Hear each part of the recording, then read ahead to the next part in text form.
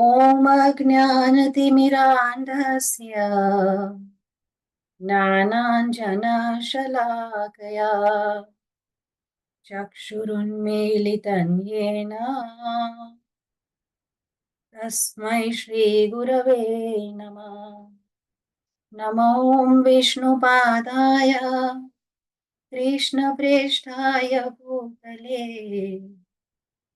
श्रीमते भक्तिवेदान्त स्वामिनिति नामिने। नमस्ते सरस्वते देवे गौरवाणी प्रचारिणे निर्विशेष शून्यवादी पाश्चात्य देशधारिणे। जय श्री कृष्ण चैतन्य प्रभु नित्यानंद श्री अद्वैत गदाधर श्रीवासादि गौर भक्तवृंद। हरे कृष्ण कृष्ण कृष्ण हरे हरे हरे राम राम राम हरे Hare Krishna, dear devotees. Welcome to our daily morning Srīmad Bhāgavatam discussion. We are reading from Canto 1, The Creation, Chapter 8, Prayers of Queen Kuntī. And we are saying that Yudhishthir Maharaj was very morose. He is thinking that he is responsible for the whole massacre. Yudhishthir Maharaj said that in a war, even a winner is a loser, because he will also lose his family members and he will also get hurt. And the reasons he is giving for feeling guilty, they are almost similar to the reasons Arjun gave before the war started. Arjun was a great warrior, but he was saying that I don't want to fight against my relatives, my friends, gurus, cousins, etc. So killing them would be a great sin, and I fear the reactions of those sins. So I want to avoid the war, and because if the men die in the war, then there will be no one to protect the women, and that will create a whole havoc in society, because they might be exploited and unwanted progeny might be born. So before the war, Arjun was bewildered. And acharyas say that that was also Krishna's Adbhut Karmana. By putting Arjun in bewilderment, Krishna gave us Bhagavad Gita. So we can all see that Arjun is bewildered, but only a pure devotee like Srila Prabhupada can see that behind Arjuna's bewilderment, there is Krishna's hand. And Krishna's Antaranga Shakti is doing this. Yesterday we read 47 and 48 verses, and we'll try to read the verses 49 and 50 today. In the purport for the verse 48, in the end, Srila Prabhupada mentions how this body is meant for others in the context of that word, Parakasya eva dehasya. It is wrong to, for us, it is wrong to think that the body is mine. In Sanatan religion, at death, the body is burnt. So it becomes ashes and it merges into the bhumi. And in Islam and Christianity, body is buried in the ground. So the earthworms and the maggots, they eat it. And next day it becomes the soil again. And in Parsi religion, body is not burned or buried. They throw the body in the jungle. The body is exposed to the sun, and it is left for the vultures and kites and eagles to eat. So even at death, the body doesn't belong to us. So they should strike us. They should make us think that if his body doesn't belong to me, then if I'm not the body, I'm the soul, then why should I work for the body only? I should work for the advancement of my soul. Why should I work work like a donkey for the maintenance of this body? So donkey works for a washerman, the dhobi. and the washerman loads so much on the donkey. The donkey works hard all day, and at the end of the day, the washerman gives a bunch of grass to the donkey. And the donkey thinks that because I worked so hard, I get this one bunch of grass. He doesn't know that if he gives up this slavery, he can live much more peacefully, and he can eat much more grass. So, a person who keeps working for the maintenance, decoration, and pleasure of the body is no better than a donkey. The body is parakasya eva dehasya, it does not belong to us. So imagine if you are working in a business as an accountant, as an employee. The business is doing losses, and as an accountant, you can see how much losses the business is in. So, do you put money from your own personal bank account to the business's account to make up for the losses? No, because you know that it is somebody else's business. So, you know that as long as you carry out your job responsibility nicely, you will get paid. So, Yudhishthir Maharaj is a pious king. So, he is setting an example of piety. Pious person doesn't want to see other people, he doesn't want to get happy to get a throne at the cost of other people's lives. But Srila Prabhupada explains that better than piety is becoming a devotee of Krishna. So if it is Krishna's desire to fight, then I will fight. If Krishna's desire that these soldiers, my own relatives, are killed, then I will kill. When Krishna showed the Virat Roop to Arjun, Arjun could see that all his relatives, his gurus, his cousins, all those soldiers were entering Krishna's mouth, and they were dead. So they were already dead.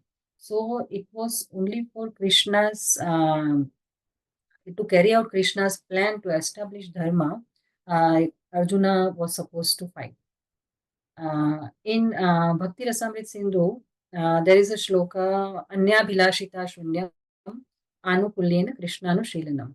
So Anya Bhilashita Shunya means no other desire than the desire to serve Krishna. So zero personal desire, and the only desire is to please Krishna. And that is pure bhakti. Now let's go to verse 49.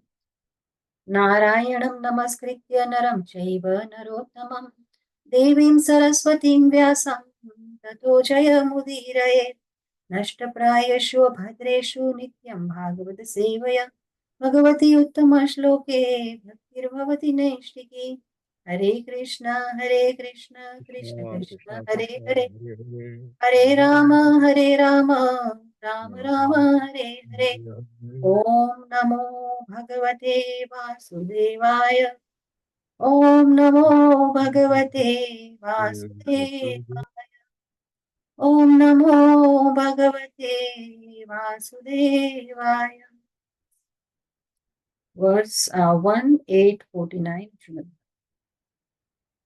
Baladvija Suhanmitra Pitru Bhratru Guru Druha Namesyan Nirayan Moksho Yapi Varshayutayutahi. Word to word. Bala, boys. Dvija, the twice born. Suhrat, well-wishers. Mitra, friends. Pitru, parents. Bhratru, brothers. Guru, preceptors. Druha, one who has killed. Na, never. May, my. Syat, there shall be. Nirayat, from hell. Mokshaha, liberation. He, certainly. Api, although. Varsha, years. Ayut, millions. Ayutaha, being added. Translation by His Divine Grace A.C. Bhaktivedanta Swami Srila Prabhupada, Srila Prabhupada Ki Jai. I have killed many boys, Brahmans, well-wishers, friends, parents, preceptors, and brothers. Though I live millions of years, I will not be relieved from the hell that awaits for me for all these sins. Did we already read the purport for this verse yesterday? Yes, Mataji, we should have started from 50 today. Yes, sorry. Okay. Let's go to verse 15. Nano राज्ञः प्रजा भर्तृ धर्मयुद्धे वधोद्विषाम् इति मे न तु बोधाय कल्पते शासनं वचः. Word to word. Na, never. Enah, seen. Ragnah, of the king. Praja bhartu, of one who is engaged in the maintenance of the citizens. Dharma, for the right cause. Yuddhe, in the fight. Vadaha, killing. Visham, of the enemies. Iti, all this. May, for me. Na, never. Tu, but. Bodhaya, for satisfaction. Kalpate, they are meant for administration. Shashanam, injunction. Vachaha, words of. Translation by Krishna Kripamurti, His Divine Grace, A.C. Bhaktivedanta Swami Srila Prabhupada ki jai. There is no sin for a king who kills for the right cause, who is engaged in maintaining his citizens. But this injunction is not applicable to me. Does anyone want to read the purport? Can I read, Mataji? Yes, please. Maharaj Yudhishthira thought that although he was not actually involved in the administration of the kingdom, which was being carried on well by Duryodhana without harm to the citizens, he caused the killing of so many living beings only for his personal gain of the kingdom from the hands of Duryodhana. The killing was committed not in the cause of administration, but for the sake of self aggrandizement. And as such, he thought himself responsible for all the sins. Hare Krishna. Hare Krishna, thank you. I also had to Google this word, what self-aggrandizement means. Means ambition. So it means that Yudhishthir thinks that for his ambition to sit on the throne of Hastinapur, he caused all this massacre. So again, in this verse as well, we see the humility of Yudhishthir. He does understand the principle of dharma. He says, in this verse, he says that Naino Ragna Praja Bhartu Dharma Yuddhe Vadho Dvisham. So Enaha means sins. He says that for a king who is Praja Bhartu, Bhartu means the husband, the protector. So for a king who protects his Praja, who maintains his citizens, Dishtir Maharaj is saying that if that king kills the enemy, the Dvisham, in Dharma Yuddha, for that king there is no sin. So this is an injunction of Shastra. This is an order of Shastra. Now, what is Dharma Yuddha? A religious fight. The Battle of Mahabharata is also called Dharma Yuddha. Dharma Yuddha means the war that is fought to establish Dharma by defeating Adharma. The very first shloka of Bhagavad Gita opens with this shloka. Dhritarashtra uvacha dharma kshetre kurukshetre samavetayu mamakaha pandavaschaiva kim akurvata sanjaya. So this war was fought on the Dharma Kshetra, the pious place, the pilgrimage of Kurukshetra. So Krishna was present in that battlefield. He had incarnated to re-establish Dharma, Dharma Sansthapanarthaya. So because this war was being fought as per Krishna's desire to annihilate the Atatais, the Dushkritinas, the miscreants, Vinashaya cha Dushkritam. So, because Krishna is present, because Krishna is Dharma, Dharmam tu Sakshat Bhagavad Pranitam. All the principles of righteousness are Pranitam. They are enacted by Supreme Personality of Godhead Krishna. Because it is Krishna's will that this war is fought, it is Dharma Yuddha. And it was Yudhishthir's Dharma, it was his prescribed duty as a Kshatriya to fight it. Now there is a famous quote for non-violence by Gandhiji. So he says that if someone slaps me on my right cheek, I will offer them my left cheek to slap also. But Srila Prabhupada, in his lecture on this verse, he condemns this kind of attitude. He says that Yudhishthir is a Kshatriya and fighting for establishing the Dharma is his prescribed duty. But is also a Vaishnav. So that's why he's thinking about non-violence.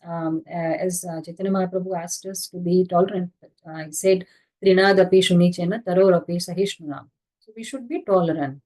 So when violence is required, when there is Dushkritinams, when there are aggressors like Duryodhan, Dushashan, Karna, Shakuni, etc., then Yudhishthir cannot remain tolerant.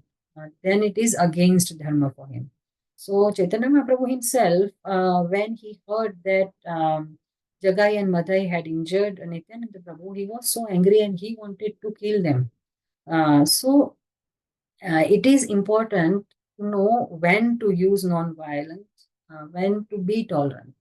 So non-violence doesn't mean that we tolerate injustice. Yes, definitely we shouldn't attack anyone.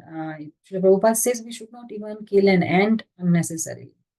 But if there is some injustice, if there is an atadai, then a kshatriya has to kill, and there is no sinful reaction attached to that killing. So Duryodhan and Pati, they had done so much injustice to Pandavas. We all know the kingdom of Hastinapur, it belonged to King Pandu, and he asked Dhritarashtra to look after it while he was away. So rightfully, after Pandu's death, the kingdom should come to Pandu's oldest son, Yudhishthir. But due to Dhritarashtra and Duryodhan's greed, they refused when Krishna went as a messenger of peace. Krishna asked, at least give 5 villages for these 5 Pandavas. And Duryodhan refused to even give a piece of land equal to the top of a needle. So Duryodhan and Pati, they cheated Pandavas in the gamble. They sent them to the forest for an exile. They tried to disrobe Draupadi. They tried to kill Bhima. They tried to burn them all alive in Lakshagri and what not. So they were atadais, dushkritams, and annihilating them is dharma. So Yudhishthir should not have any fear of sinful reactions. So it is his humility that he says, iti me na tu bodhaya kalpate shashanam vacham. That is saying that the injunction of Shastra that there is no sin for a king who kills for the right cause. It's his humility that he says that it doesn't apply to me and I'm the most sinful man. Krishnaraj Kaviraj Goswami, who gave the Chaitanya Charitamrita to the world, he before writing, he writes something about himself. So in that he says that it's the same attitude. He says that I am the most sinful man, and if someone takes my name even, then he will have to go to hell. So his name is Krishna Das. So just think, if someone utters the word Krishna, how can they go to hell? But in his humility, he thinks that, and he says that I am even lower than the worm in a stool. So I'm the most sinful. So similarly, Yudhishthir also, out of his humility, he's saying that, but Krishna explains him that that is not the way he should. In 7th canto, there is Narsimha Dev's appearance pastime. But more than Narsimha Dev's appearance, it is glorification of Prahlad. And when this pastime was narrated by Narad Muni, because Yudhishthir had asked a question in Rajasuya Yagna, Yudhishthir asked that we heard that one gets mercy of Lord by bhakti. But then how, in spite of offending Krishna so many times, Shishupal, 99 times he cursed Krishna. But then how, Yudhishthir asks how Shishupal got liberation. So how do we understand this? So Shishupal was envious of Krishna, so he should get lowest of hell, but he gets liberation. So, to clarify Yudhishthir's doubt, Narad Muni gives an example of Hiranyakashipu. So, how he got Lord's mercy despite of being envious of the Lord. Because Lord's mercy is causeless. So, after hearing all the atrocities Prahlad had gone through, Yudhishthir Maharaj says, again out of his humility, he says to Narad Muni that Prahlad is such a great devotee, I can never be devotee like him. So Narad Muni then says to Yudhishthir that no, that's not the case. He says that Yuyam Ruloke Bat Bhuri Bhaga Lokam Nana Munayo Bhiyan Yesham Grihana Vasati Saksha Gudam Param Brahma Manushyalingam Yuyam Naloke Bataburi Bhaga, that my dear Maharaj Yudhishthir, all of you, the Pandavas, you are extremely fortunate because Lokam Punana Munayo Bhiyanti, all the great saints of the world, they constantly visit your home because Yesham Gruhana Vasati Sakshat Gurutam Param Brahma Manushyalingam, because that Param Brahma, the Supreme Personality of Godhead Krishna, lives in your place, in your palace. He lives just like a normal human being. So sometimes we forget to count our blessings. Narad Muni helps Yudhishthir see how fortunate he, his brothers, and his mother have been. Narad Muni said to Yudhishthir, he asked Yudhishthir, have you ever seen Narsimhadev slept on the same bed as Prahlad? Did he become the messenger? Did he become the chariot driver of Prahlad? So you guys are so fortunate because Krishna lived in your house as an ordinary man. So Narad Muni says to Yudhishthir that no, you are a great devotee, but you are a humble devotee. So let's go to verse 51. I was hoping we can cover this verse today. Let's see how it goes. Srīणां madhata bandhūnām द्रोहो योऽसा विहोत्थितः कर्मभिर्गृहमेधियै नाहं कल्पो व्यपोहितुम्. Word to word. Srinam, of the women. Mat, by me. Hadabandhunam, of the friends who are killed. Drohaha, enmity. Yah, that. Asau, all those. Iha, herewith. Utthitaha, has occurred. Karmabhihi, by dint of work. Griha medhiyai, by persons engaged in material welfare. Na, never. Aham, I. Kalpaha, can expect. Vyapohitum, undoing the same. Does anyone want to read the translation in the purport? Can I read, Mataji? Yes, Mataji. The Grahamedi are those whose Please. translation first, Mataji. Hare Krishna. I have. I will read the translation first, Mataji. Hmm. I have killed many friends of women, and I thus caused enmity to such an extent that is not possible to undo it by material welfare work. Purport by Srila Purport.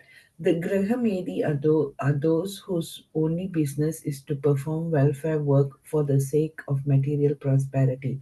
Such material prosperity is sometimes hampered by sinful activities for the materialist in such to commit sins, even unintentionally, in the course of discharging material duties. To get relief from such sinful reactions, the Vedas prescribe several kinds of sacrifices.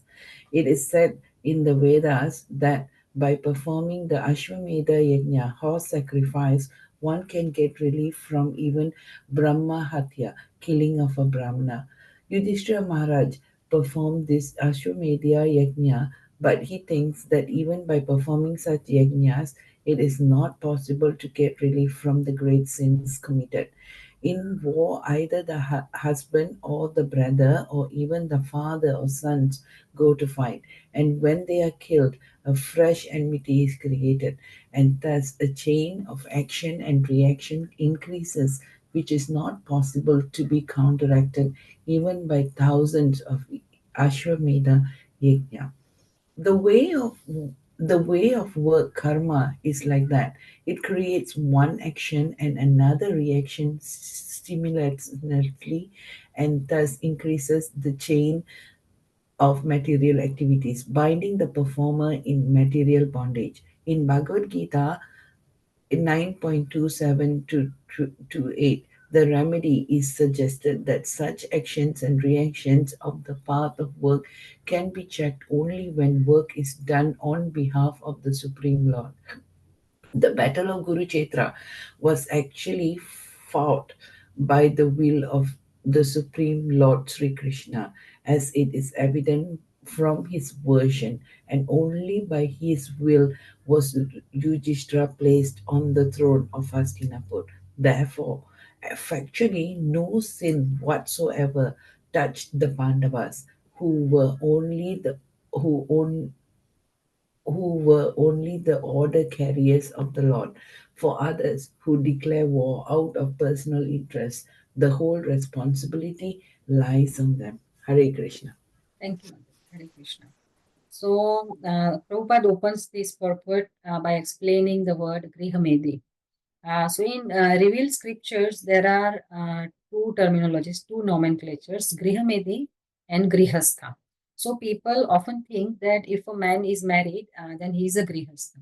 But the Grihasthas are those who are married, they have a wife and children, they live together. But together, apart from maintaining the family, they also work towards the spiritual goal. On the contrary, Grihamedis, their only focus is running the family, and no spiritual focus is there. So, just the sense gratification of everyone in the family.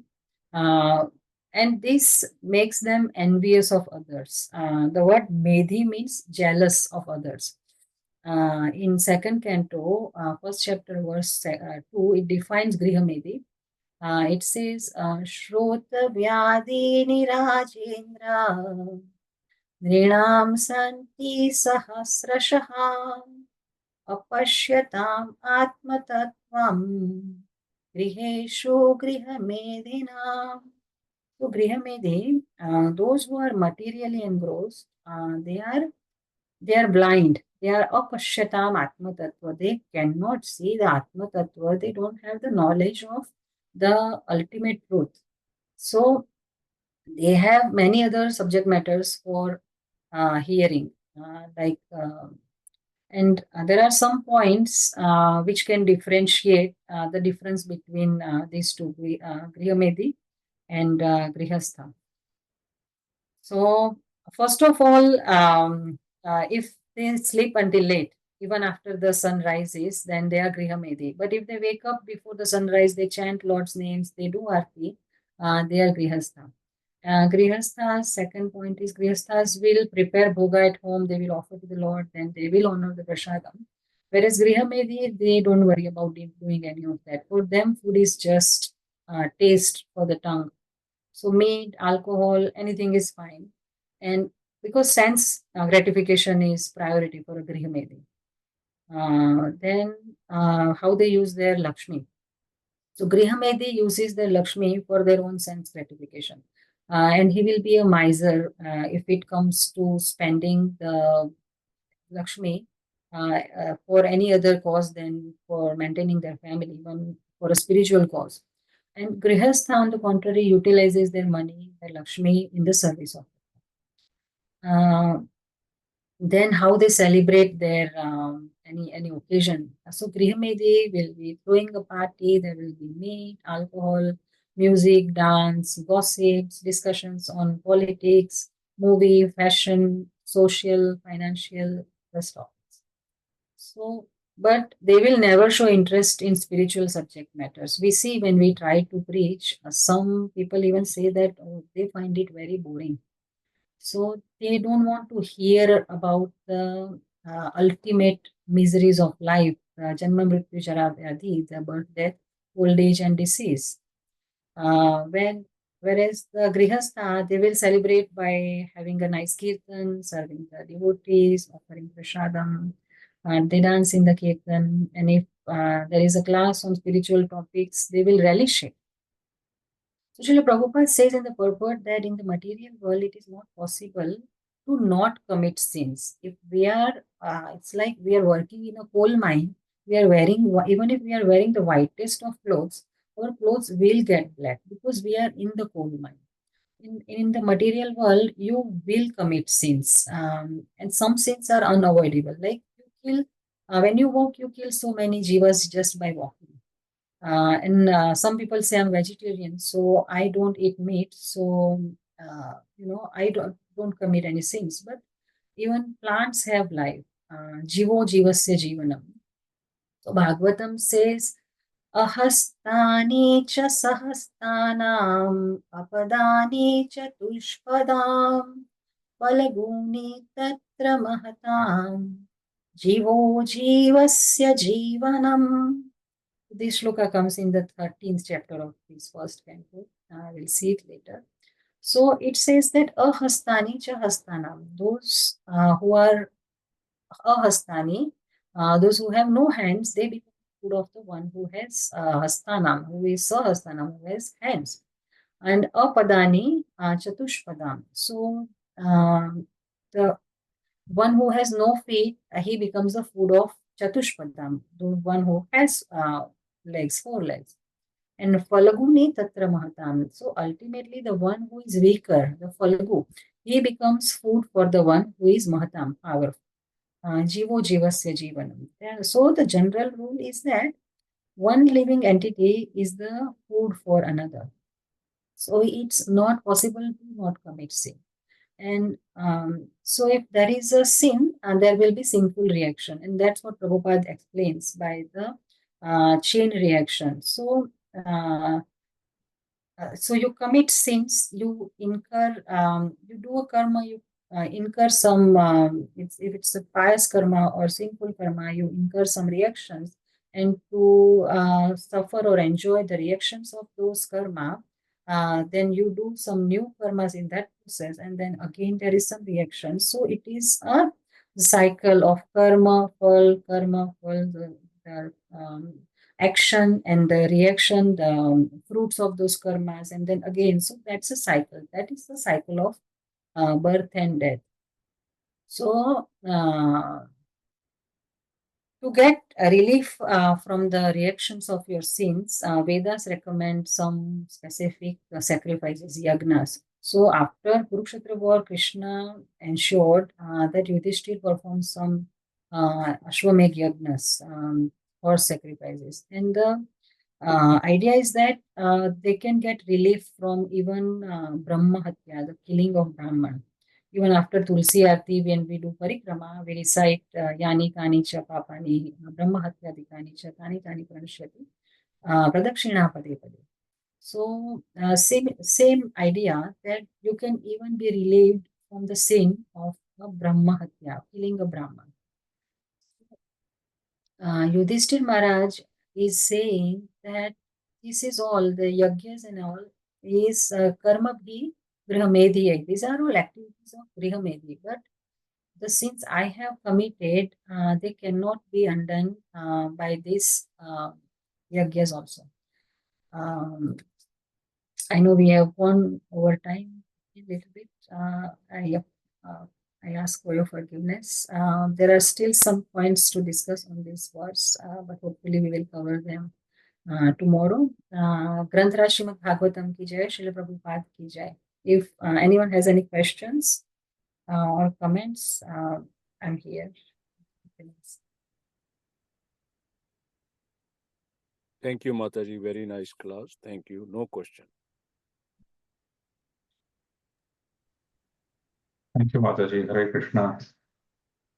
Thank you, Mataji. Have a blissful Krishna time. Mataji. Thank you. Prabhuji, Hare Krishna.